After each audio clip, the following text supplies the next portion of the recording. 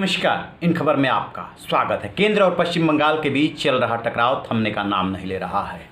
केंद्र ने जो अलापन बंदोपाध्याय को नोटिस भेजा था 72 घंटे में जवाब देने के लिए, आपदा प्रबंधन एक्ट की धारा 51B के तहत उसका 3 जून को डेडलाइन खत्म हो रहा था। देर शाम तक उन्होंने नहीं भेजा था, लेकिन रात तक उन्होंने अब अपना जवाब भेज दिया है।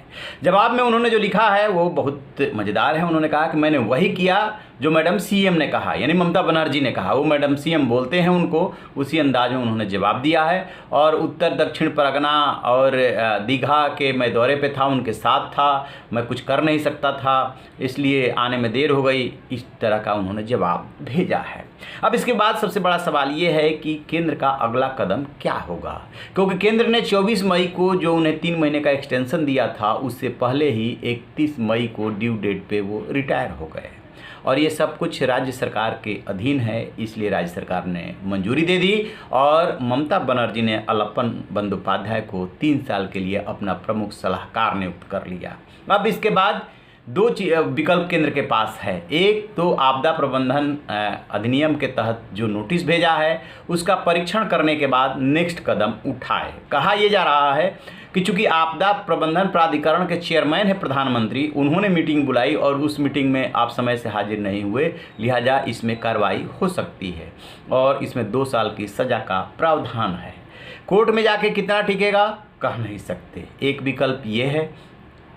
दूसरा विकल्प ये है कि रिटायरमेंट के बाद जो पेंशन, ग्रेच्युटी और तमाम सुविधाएं मिलनी होती है, उसमें केंद्र का कितना रोल है, क्या वो उसे रुकवा सकता है?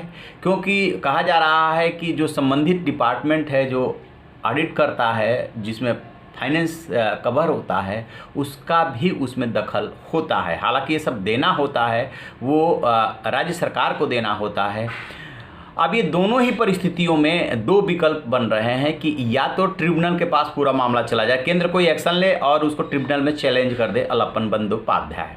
केंद्र इसलिए कर सकता है क्योंकि जिस दिन ये सब हुआ उस दिन वो अपने पद पे थे। और दूसरा विकल्प ये है कि ट्रिब्यूनल में जाने के बजाय वो सीधे हाई कोर्ट का रुख करें। यानी कि दोनों ही तरफ से, चूँकि ट्रिब्यूनल में भी जज ही होते हैं और इधर भी जज ही होते हैं, दोनों तरफ से ये अब मामला आगे बढ़ेगा तो अदालत ही निपटारा करेगी। या तो केंद्र सरकार अपना कदम पीछे खींच ले, क्योंकि आपको याद होगा बीजेपी के अध्यक्ष जेपी नड्डा पे जब अटैक हुआ था उस समय 3 आईपीएस अफसरों को केंद्र ने दिल्ली बुला लिया था, लेकिन वो तीनों ने आकर के दिल्ली रिपोर्ट नहीं किया, डेपुटेशन को नहीं माना। दरअसल केंद्र एक तरफा डेपुटेशन पर नहीं ले सकता। किसी भी राज्य से डेपुटेशन पे अधिकारी लेने के लिए केंद्र और राज्य की सहमति जरूरी है, यानी बिना राज्य की सहमति के आप जबरदस्ती नहीं ले सकते। हाँ, एक बार डेपुटेशन पे आ जाने के बाद यदि आपको लगता है कि अप टू द मार्क काम नहीं कर रहे हैं तो आप उनको रिपेट्रिएट कर सकते हैं, लेकिन वहाँ से बुलाने के लिए, किसी भी राज्य से बुलाने के लिए उनकी सहमति जरूरी है। तो उन आईपीएस अफसरों के मामले में भी ये नहीं था और इस आईएएस अफसर के मामले में भी ये सहमति नहीं थी, इसीलिए अलापन बंदोपाध्याय बच रहे हैं। लेकिन कब तक बचेंगे, केंद्र कब तक चुप रहेगा, एक्शन लेगा, इस पर हमारी नज़र बनी रहेगी और जैसे ही कोई अपडेट मिलेगा आपसे साझा करेंगे। आप रहिए ना बेखबर, देखते रहिए इन खबर। Thank you.